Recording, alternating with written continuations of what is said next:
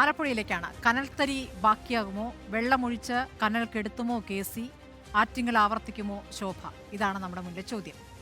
വളരെ പ്രധാനമാണ്. കാരണം ചിലപ്പോൾ വയനാട് രാഹുൽ ഗാന്ധി മത്സരിക്കുന്നു, കോൺഗ്രസിൻ്റെ ഏറ്റവും പ്രധാനപ്പെട്ട മുഖം. അതിന് തൊട്ടു പിന്നാലെ KC വേണുഗോപാലിൻ്റെ സ്ഥാനാർത്ഥി പ്രഖ്യാപനം ഉണ്ടാകുന്നു. യഥാർത്ഥത്തിൽ ശരിക്കും പറഞ്ഞാൽ LDFനെ ഞെട്ടിച്ചൊരു കാര്യമാണ്.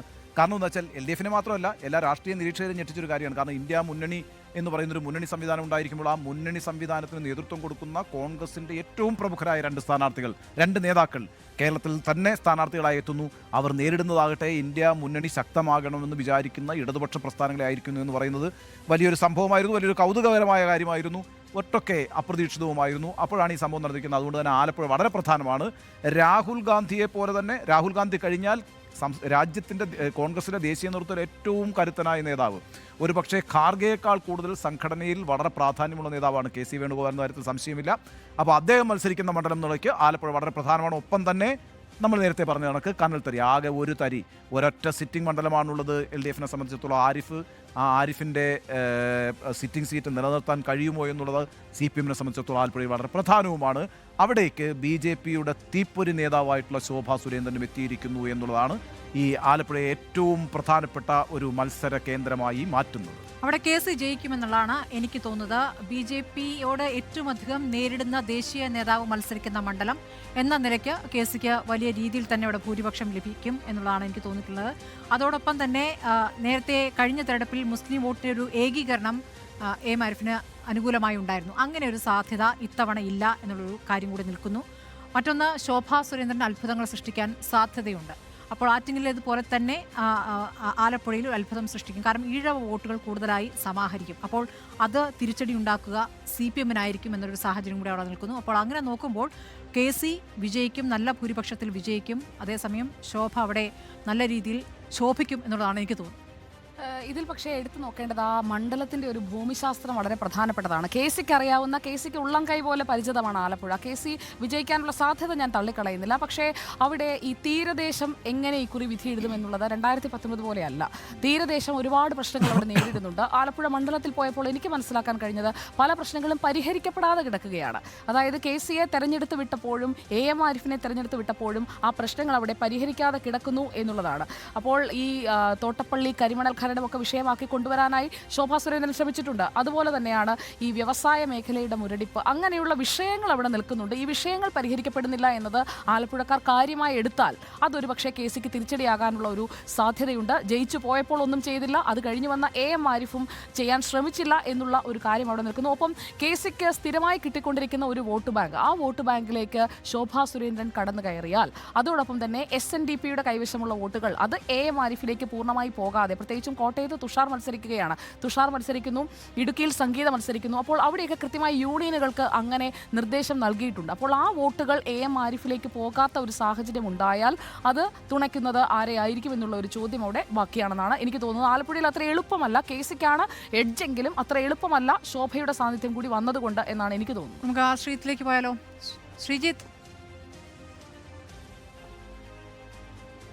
കോൺഗ്രസിൽ ഉണ്ടായിരുന്ന ഭിന്നതയൊക്കെ മറന്ന് KCക്ക് പിന്നിൽ അണിനിരക്കുന്ന ഒരു ചിത്രം നമ്മൾ ആലപ്പുഴയിൽ കാണുകയാണല്ലോ. മാത്രമല്ല ഒരു ദേശീയ നേതാവ് മത്സരിക്കുന്ന മണ്ഡലം എന്നുള്ള പ്രത്യേകതയും എന്താണ് നമുക്ക് ആലപ്പുഴ ഒരു ചിത്രമായി ശ്രീജിത്തിന് നൽകാനാവുക?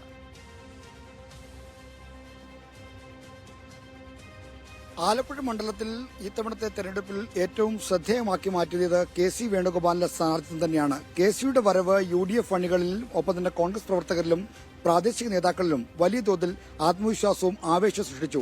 അതുകൊണ്ട് തന്നെ ഏറ്റവും ഒടുവിലായി പ്രഖ്യാപിക്കപ്പെട്ട സ്ഥാനാർത്ഥിയാണെങ്കിൽ കൂടി KC പ്രചരണ രംഗത്ത് എതിരാളികൾക്കൊപ്പം തന്നെ അല്ലെങ്കിൽ ഒരുപക്ഷെ അവരെ കവച്ചുവെക്കുന്ന തരത്തിലുള്ള പ്രചാരണ പരിപാടികളിലേക്ക് അത്തരം സംഘാടനത്തിലേക്ക് എത്തിയത് ഈ പ്രവർത്തകരുടെ ആവേശവും നേതാക്കളുടെ ആവേശവും കൊണ്ടാണ്. KC വേണുഗോപാൽ എന്ന ഒറ്റ വ്യക്തിയിലേക്ക് ആലപ്പുഴയിലെ കോൺഗ്രസിന്റെ സംഘടനാ സംവിധാനം എല്ലാ ഭിന്നതകളും മറന്ന് ഒരുമിക്കുന്ന കാഴ്ചയാണ് നമ്മൾ ഇവിടെ കണ്ടത്. ആ ഒരു കാഴ്ച UDFന്റെ പ്രവർത്തകർക്കും നേതാക്കൾക്കും വലിയ തോതിൽ ആത്മവിശ്വാസം ഉണ്ടായിട്ടുണ്ട്. ഇന്ന് ഈ കൊട്ടിക്കലാശം പരസ്യപ്രചാരണത്തിന്റെ കൊട്ടിക്കലാശം നടന്ന ആലപ്പുഴയിലെ ന്യൂനപക്ഷ മേഖലകളിലൊക്കെ തന്നെ പ്രകടമായി കണ്ട ആവേശം KC വേണുഗോപാലിന് അനുകൂലമായ ഒരു വൈബ് ഈ മണ്ഡലത്തിലുണ്ട് എന്നത് തന്നെയാണ്. എന്നാൽ സുസംഘടിതമായ രാഷ്ട്രീയ സംവിധാനം, സംഘടനാ സംവിധാനമുള്ള LDF-നെ അത്ര പെട്ടെന്ന് എഴുതിത്തള്ളാൻ കഴിയുന്ന ഒരു സ്ഥലമല്ല ആലപ്പുഴ. അടിമുടി രാഷ്ട്രീയ മണ്ഡലമാണ് ആലപ്പുഴ. അതുകൊണ്ട് തന്നെ ഇവിടുത്തെ പ്രതികരണങ്ങൾ അത്രയും വളരെ രൂക്ഷമായിരിക്കും എന്ന കാര്യം കൂടി കാണുന്നുണ്ട്.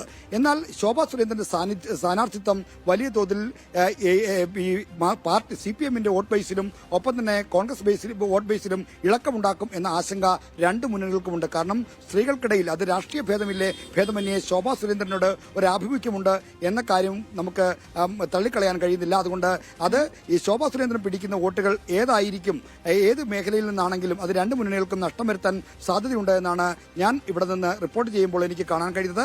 നേരത്തെ സുജിയ പാർവതി സൂചിപ്പിച്ച പോലെ SNDP യൂണിയന്റെ ജനറൽ സെക്രട്ടറിയായ വെള്ളാപ്പള്ളി നടേശൻ മുമ്പെങ്ങും ഇല്ലാത്ത വിധം ഇത്തവണ ഒരു BJP-യോടൊരു സോഫ്റ്റ് കോർണർ പ്രകടിപ്പിച്ചിട്ടുണ്ട്. ശോഭാ സുരേന്ദ്രന്റെ സ്ഥാനാർത്ഥിത്വത്തെ പുകഴ്ത്തിയുള്ള ചില പ്രതികരണങ്ങൾ നടത്തിയിട്ടുണ്ട്. ഇതൊക്കെ ഈ തുഷാർ മത്സരിക്കുന്ന തൊട്ടടുത്ത കോട്ടയത്ത്, ഒപ്പം തന്നെ ഈ BJP-യുടെ മുന്നണിയുടെ ഭാഗമായി BDJS-നോട് കൂറുപുലർത്തുന്ന തരത്തിലുള്ള സമ്മർദ്ദവും അദ്ദേഹത്തിന് മേളിൽ ഒരുപക്ഷെ ഉണ്ടാകാം. അതുകൊണ്ട് ഈഴവ വോട്ട് ബേസിലേക്ക് കടന്നു കയറി ശോഭ വരികയാണെങ്കിൽ അത് തീർച്ചയായും LDF-നും വോട്ട് നഷ്ടമുണ്ടാക്കുമെന്ന കാര്യം ഉറപ്പാണ്. ശ്രീജിത്തിന് അറിയുന്നത് പോലെ KC വേണുഗോപാലിന് ഒരിക്കലും അനുകൂലമായിരുന്നിട്ടില്ല വെള്ളാപ്പള്ളി നടേശന്. ഇതിനു മുമ്പുള്ള തെരഞ്ഞെടുപ്പുകളിൽ വെള്ളാപ്പള്ളിയെ വെല്ലുവിളിച്ചുകൊണ്ട് തന്നെയാണ് KC അവിടെ വിജയിച്ചിട്ടുമുള്ളത്.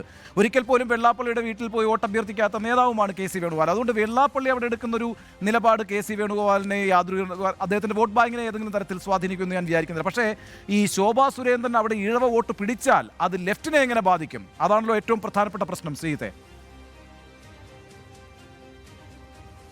തീർച്ചയായും ഞാനും അത് തന്നെയാണ് പറയുന്നത്. അതായത് KC വേണുഗോപാൽ 96-ൽ നിയമസഭാ തെരഞ്ഞെടുപ്പിൽ ആലപ്പുഴയിൽ സ്ഥാനാർത്ഥിയായി വരുന്ന കാലം മുതൽ ഇങ്ങോട്ട് ഒരു തെരഞ്ഞെടുപ്പിലും വെള്ളാപ്പള്ളി നടേശന്റെയോ SNDP യൂണിയന്റെയോ പിന്തുണ അദ്ദേഹത്തിന് ഉണ്ടായിരുന്നില്ല. അദ്ദേഹം വോട്ട് തേടി കണിച്ചുകുളങ്ങരയിലെ വീട്ടിലേക്ക് പോയിട്ടുമില്ല എന്നതാണ് KC വേണുഗോപാലിന്റെ ഒരു രീതി. മാത്രമല്ല ഇത്തവണ ആരിഫിനോട് ഈ വെള്ളാപ്പള്ളി നടേശന് നല്ല ബന്ധമുള്ള ആളാണ്. എന്നാൽ ഇത്തവണ ആരിഫിന്റെ സ്ഥാനാർത്ഥിത്വത്തെ അനുകൂലിച്ചോ പ്രതികൂലിച്ചോ ഉള്ള പ്രതികരണങ്ങളൊന്നും വെള്ളാപ്പള്ളി നടത്തിയില്ല. സമീപകാല തെരഞ്ഞെടുപ്പുകളിലൊന്നും ഇത്തരത്തിൽ വെള്ളാപ്പള്ളി മൗനത്തിലേക്ക് കാണ്ടുപോയ ഒരു തെരഞ്ഞെടുപ്പില്ല എന്നുകൂടി നമ്മൾ ഓർക്കേണ്ടതുണ്ട്. സാധാരണ അദ്ദേഹം പതിവ് ശൈലിയിൽ സ്ഥാനാർത്ഥികളെ സംബന്ധിച്ച് അദ്ദേഹത്തിന്റെ കമന്റും മറ്റും നടത്തുക പതിവാണ്. ഇത്തവണ അതൊന്നും ഉണ്ടായിട്ടില്ല. ശരി, ശ്രീജിത്താണ് ഇപ്പോൾ ആലപ്പുഴ വിശകലനം ചെയ്തത്.